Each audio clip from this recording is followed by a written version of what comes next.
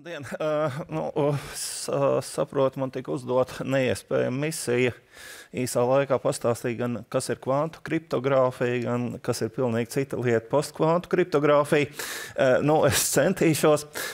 Liels paldies kolēģiem.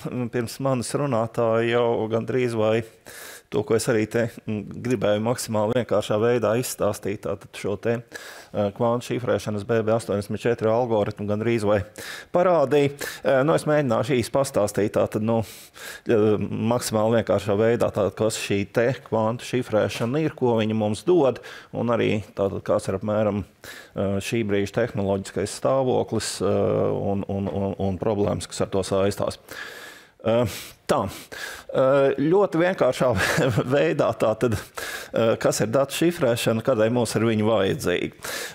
Tātad, ir divi personāži kriptogrāfijā, nezinu no kuriem laikiem, bet klasiski tie, kuri grib komunicēties, ir Alice un Bobs. Eva ir sliktais personāžs, kurš grib noklausīties, un mēs gribam to novērst.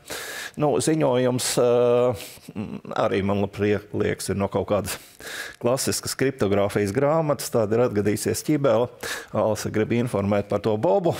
Negribās, lai kāds cits arī zinātu, ko viņi var mēģināt darīt, viņi var mēģināt nošifrēt. Kaut kādus šifrus es pieņemu, ka visi jūs esiet tādā vai citādā formā redzējuši. Šis ir ļoti vienkāršs šifrs. Mēs vienkārši mēģinam vienu ziņojumu simbolu, tātad burtu aizvietot ar kādu citu, tātad, pieņemsim, tie ir simboli latviešu alfabēta burtā, simboli latviešu alfabētā. Tātad ir ļoti vienkārša aizvietošana, mēs pabīdam tātad vienkārši katru simbolu par 3 pozīcijām uz priekšu. Principā mēs varētu katram izvēlēties kādu citu. Tad tas pārsūtāmais ziņojums pārvērš par šādu te. Jūs apakšā redziet, ko saņem Eva, un jautājums, vai viņa var šo te ar ne pārāk lieliem resursiem tātad, uzlauzt vai atšifrēt.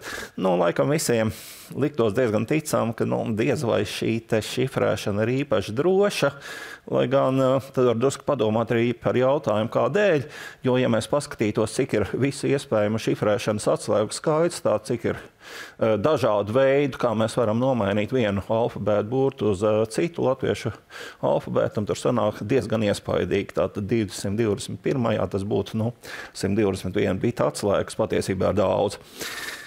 Apmēram šāda šifrēšana laikam varbūt pirms 500 gadiem arī tika uzskatīta par drošu. Tas turpināja attīstīties, un apmēram līdz pagājušā gadsimta vidum iespējams tie risinājumi bija jo sarežģītāk. Mēs varam izdomāt, bet tā, lai mēs joprojām varētu dešifrēt, jo labāk. Varbūt viens no tādiem labi zināmiem piemēriem, un iespējams pēdējais, kur tiešām tas vairāk tika balstīts uz minējumiem, nevis uz kaut kādiem matemātiskiem pamatojumiem. Tāda bija šīs te enigma šifrēšanas mašīnas. Tātad viņas laikam kaut kur laikam ir uzrakstīts 23. gadā vācu kompānija patentēja. Viņas bija domātas civiliem pielietojumiem, pēc tam vācu armija tātad viņas adaptēja saviem nolūkiem un arī būtiski pilnveidoja. Tāda arī labi zināmā vēsture, ka viņas neizrādījās tik drošas, kā viņas patiesībā bija, un padaļai tādēļ, ka viņas būvējot vairāk īpaši netika domāts par kriptoanalīzi, bet tā pieeja bija vairāk jo sarežģītāk, jo labāk. Bet, ja mēs skatāmies, tas mainās no modeļiem, tā darītu atslēgu garums ir salīdzinoši liels, tā 277, tas būtu 67 biti, un viena problēma, kas arī parādās, tā blakus ir tādas tabuliņas, ka viņiem bija katru dienu slepena atslēga, tāda, ar kuru tika pārraidīti šie ziņojumi, un viena problēma, kas patiesībā iespējams ir būtiskākā tāda šādai te drošai saziņai patiesībā nevis pati šifrēšana, bet gan šī atslēga apmaiņa starp iesaistītajām pusēm. Un viena lieta būtisko varbūt deva tieši šīs enigmas, bija nevis viņas pašas par sevi, viņas izrādījās nepārāk labas, bet tas sakrit ar to laiku, kad parādījās tiešām drusku gan vēlāk pirmie kompjūteri, un tā kriptoanalīze, kas tika veikta vienkārši, lai uzlaustu šo te vārdu šifrēšanas sistēmu, viņa patiesībā varētu būt tas pamats, balstoties uz kuru tātad radās modernie šifri.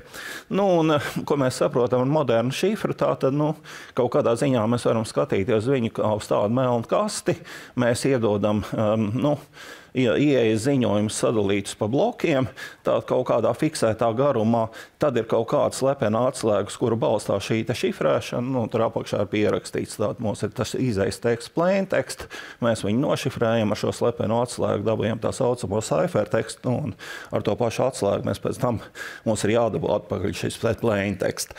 Un viena lieta, ko varbūt arī ir vērts uzsvērt, tātad arī ļoti sens tā saucamais Kerhofa princips. Tātad tas laikam telegrāfa laikos tika saprasts, ka tādai īstai drošībai mums ir vajadzīga sistēma, kur mēs varam paļauties uz to, ka šis ziņojums, šifrētais nav uzlaužams, tad, ja nav zināma atslēga, bet visu pārējo mēs pieņemam par zināmu. Uzlauzējam ir zināms tātad šīs te šifrēšanas veids, tātad cik patīk daudz tātad šo te nešifrēto, dešifrēto datu ar iespēju izmantot patiesībā šo te iekārtu orakulu režīmā. Alternatīva, kas joprojām reizēm tiek lietot, ir tā saucamā security rope security. Nepateiksim, kā mēs to darām, gan jau būs droši. Parasti tas nekad īsti labi nav strādājis. Kāda ir šobrīd sistēma? Tāda, šis nav vienīgais, bet tāds labi zināms un, varētu teikt, drošs šifrs ir tā saucamais advanced encryption, vai algoritms vai standārts. Tātad šo šifrēto bloku garumu ir fiksēti 128 biti, tas sanāk 16 simboli vai baiti. Kas ir svarīgāk, ir atslēga garumi, tātad, tur tās divas pamatvērtības, 128 vai 256. Kā viņi būvē, to es nemēģināšu stāstīt. Viena lieta pierādīts, ka viņš ir drošs, tas nav, bet viņš ir būvēts tā, ka viņš ir drošs pret visām zināmajām šīm te kriptoanalīzes metodēm. Un tad ir divi veidi, kā mēģināt viņu uzlauzt. Viens variants ir piemērīt visas iespējamās atslēgas, tad mums iznāk attiecīgi tas 228. vai 256. pakāpē, kas ir neiespējami daudz no kaut kādiem praktiskiem apsvērumiem. Un pēc tam ir teorētiski uzbrukumi, vai mēs nevaram kaut kā efektīvāk. Un šis te AS, viņš jau kāds 20 gadus ir apgrozībā. Labākais, ko matemātiķi ir izdarījuši, patiesībā ir atraduši alternatīvas metodas, kuras ir 4 reizes ātrāks par šo pilno pārlasi. Tātad, pierādām droši viņš nav, bet mēs varam pieņemt principā, ka šādi te simetriskie šifri, pat ja priekš šī te parādīsies uzbrukums, ka nav pamata uzskatīt, ka izrādīsies lūk, problēma tātad droši nošifrēt būs matemātiski neatrisinām. Līdz ar to šādi eksistē. Kā ir ar šo atslēgu garumu? Tātad, tās populārās vērtības 128, 256, var teikt, 180 biti ir tāda interesanta teorētiska robeža, vai varbūt pat drusciņi mazāk. Par kuru varētu teikt, ka lūk, vairāk kā tik, ne ar kādiem resursiem mēs nevarēsim atšifrēt. Un viņi ir iegūti ļoti vienkārši. Tātad, jebkura dešifrēšana prasīs kaut kādu enerģiju. Un, ja mēs saskaitām visus tur enerģijas kvantus, ko Saule gada laikā saražo, ne tikai tos, ko saņem Zeme, bet vispār, tad vairāk kā 280. viņi nebūs. Un tad vēl ir kvantu algoritmi, par ko profesors Andris Amvains iespējams detalizētāk pastāstīs, kas varbūt var divreiz pātrināt šo te simetrisko šifru dešifrēšanu, bet, nevis divas reizes, bet divreiz samazināt šo te bitu skaitu. Bet, nav grūti viņus pastiept divreiz garāks, tā šie simetriskie šifri droši patiesībā ir. Atgriežamies pie Alises un Boba. Pieņemsim, ka viņi tātad šo te substilizijas šifru ir nomainījuši pret AS. Jautājums, vai šis ir droši. Un, tikmēr, kamēr Eva nezina šo atslēgu, tādu varētu uzskatīt, ka šis te ir drošs, bet te ir viena atruna. Tātad Alisei un Bobam ir vajadzīga šī kopīgā atslēga. Un ir divi varianti. Vai nu viņi ir iepriekš vienojušies par tādu, bet tā ir ilgtermiņa atslēga, un kaut kādā veidā pēc tam viņa var noklīst, tātad kāds var izpļāpāties, un ja Eva ir pierakstījuši šo ziņojumu, ir dabūjuši šo atslēgu, tad viņi var dešifrēt. Kā tas notiek praksē? Patiesībā praksē ir uz citu, tātad uz tā saucamo simetrisko kriptogrāfiju balstītas metodas, kas ļauj efektīvi vienoties par šo te sesijas atslēgu. Bet tur lūk parādās tā problēma, ja mēs pierakstām visu šo te trafiku, kurš apraksta šo te vienošanās procedūru, tad tas ir nedrošs pret kvantu algoritmiem. Un tātad, ja tā informācija ir pieglabāta un ja pēc 3 gadiem mums uzradīsies tātad pietiekami jaudīgs kvantu dators, tad visi šie ziņojumi patiesībā būs dešifrējami. Ko mums dod kvantu šifrēšana un ko viņi dara? Tātad, varētu izstāstīt kubi terminoloģijā, bet tā ļoti vienkāršot, ko dara šis BV84 algoritms. Ideja lūk ir tāda, ka kvantu informāciju mēs nevaram nokopēt. Tāda, ja mēs pārsūtīsim šo te bitu, mēs viņu varam tikai vienreiz izmērīt, un tad mēs viņu patiesībā neatgriezeniski mainām. Un ideja ir tāda, ka mēs pārsūtam nejauši izvēlētu bitu vienā no divām, varētu viņu saukt par bāzēm A un B. Un gadījumā, ja bits tiek nomērīts tajā pašā bāzē, tad mēs iegūstam to vērtību, ko mēs esam pārsūtījuši. Gadījumā, ja mēs esam nomērījuši citā bāzē, mēs ar varbūtību vienu pusi nejauši iegūstam 0 vai 1, piedāvājam mēs to bitu neatgriezeniski sabojājam, tātad nākamajā reizē mērot tajā bāzē, kurā viņš tika nomērīts, mēs dabūsim to pašu, bet tā sākotnējā bāze kļūst nerelevanta. Un te arī ir tas BB84 protokols.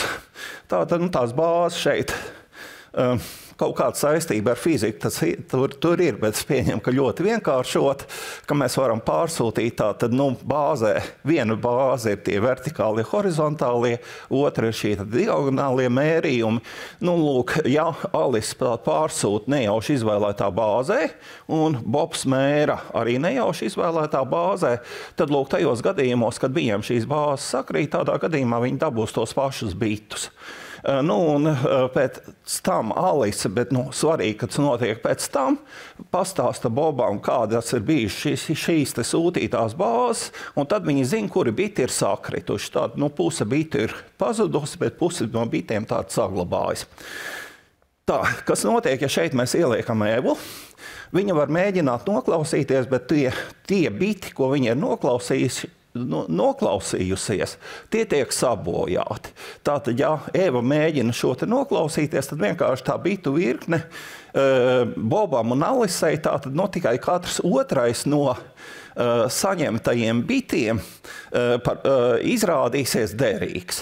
Un divi varianti. Vai viņi mēģina viņus lietot, un tad izrādās, ka nestrādā, vai tas, ko parastajā algoritmā pieliek, ka dažus bitus Bobs pasaka Alisei, kādi viņi bija. Ja viņi sakrīt, tad ir pārliecība, ka Eva tur pa vidu nav parādījusies. Ja viņi nesakrīt, tad sesija tiek noklausīta. Principā īsti neko tur nevar darīt. Un ko mēs īstenībā esam ieguvuši, tā šī kvantu šifrēšana viņiem tiešā veidā pārsūta šifrētu ziņojumu, bet viņi patiesībā divās fizikāli atdalītās vietās ļauj iegūt identiskas bitu virknes, kuras ne pa vidu principā nav iespējams noklausīties. Un tās mēs varētu izmantot par šifrēšanas atslēgām. Un tas, kas tur ir parādīts, patiesībā ir divas jau reāli šīs te kvantu atslēgu apmaiņas iekārtas, kuras ģenerē vienkārši simetriskās atslēgas, kā ītais. Un, lai Alis pārsūtītu Bobam šo savu ziņojumu, viņi izvēlas vienu kā īto, nošifrē, Bobs viņu dešifrē.